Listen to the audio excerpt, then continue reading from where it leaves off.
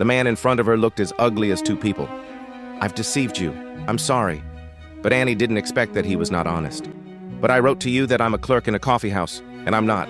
I own the house." Annie had a slight doubt in her heart. She didn't know that the man's name was Jack.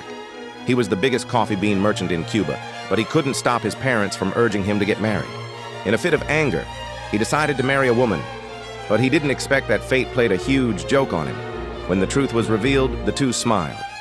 This smile made Jack, the love expert, not only fluttered, but also fell into this encounter. However, behind this seemingly perfect encounter was an unknown conspiracy. Soon after, the two held a grand wedding.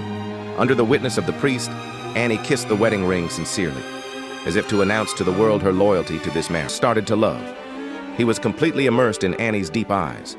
Under the escort of many servants, they returned to Jack's mansion. However, on the eve of this good thing, Annie refused to stay with him. "You have to give me a few moments. I'm shy of these things. I will give you as many moments, days, nights as you need. And when you want me to come to you, I will." Jack's consideration made Annie stand still.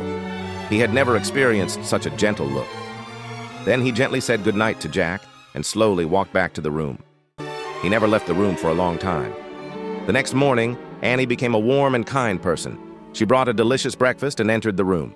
Jack, who had just woken up, was in a daze.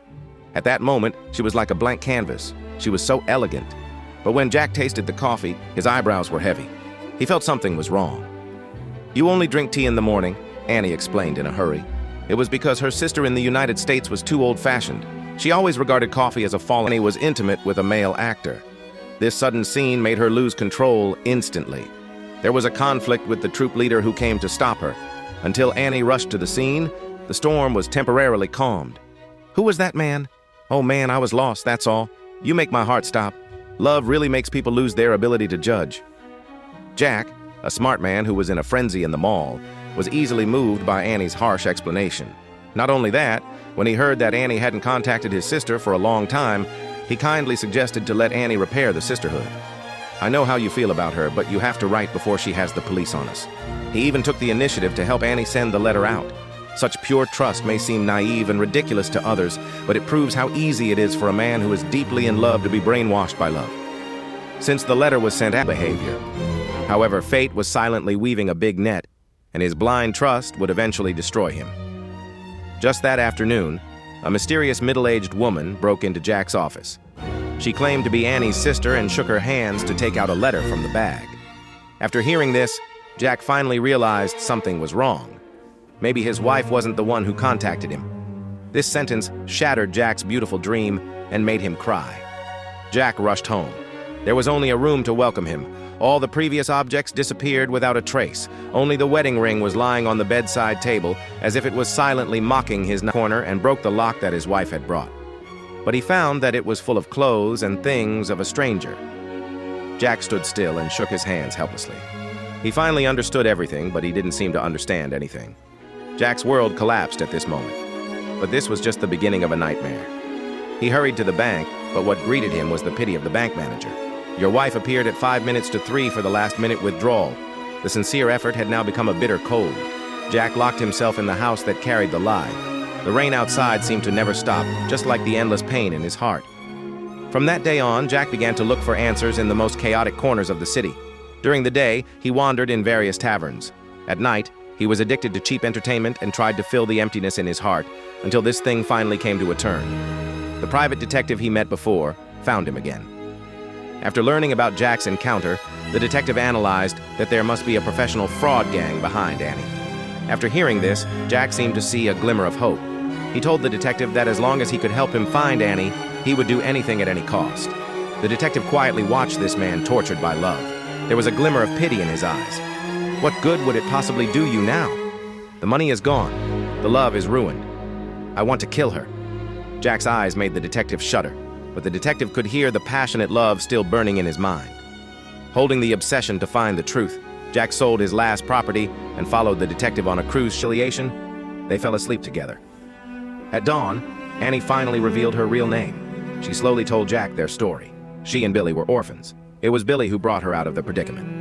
Listening to these words, Jack's heart gradually sank. Love can give everything, but it must not be shared. This strange feeling spread in his heart like a shadow enveloping the warmth they had just rebuilt. I don't want to know. You are Julia Russell, from Wilmington, Delaware. You were born. The day you stepped off that boat, you came to my life. At that moment, Annie felt an unprecedented warmth. Looking back at the encounter with Jack, it seemed that everything was destined to be romantic. He accepted the identity of Annie and put on the wedding ring they promised. Facing his superior, who came to pick him up, he took up his gun and drove it away.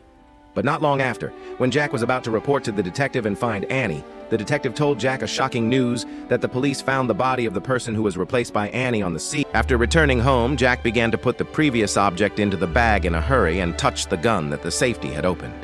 He was going to run away with Annie, but at this time, the sound of footsteps in the stairs made him shudder. She's not here.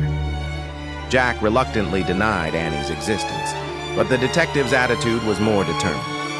At this moment of life and death, Jack shot the gun, and the bullet slipped through the air. Looking at the fallen detective, Jack subconsciously wanted to check the injury but was stopped by Annie. The obvious contrast between Jack's panic and his mistake was Annie's unexpected calmness. Not only did he think of a strategy, but he also arranged for Jack to buy 2 tickets to escape immediately. Jack blindly obeyed his instructions. However, at the moment when he turned around and left, a bigger conspiracy was coming. Annie slowly walked to the corpse on the ground and took off the fake beard. This so-called detective was actually Annie's lover, Billy, to pull Annie out of this place. Unexpectedly, the words of those people hit his soft spot like a sharp knife. It's a man who will use a woman to do his cheating. Seeing Annie's bottle, he fought with her without saying a word.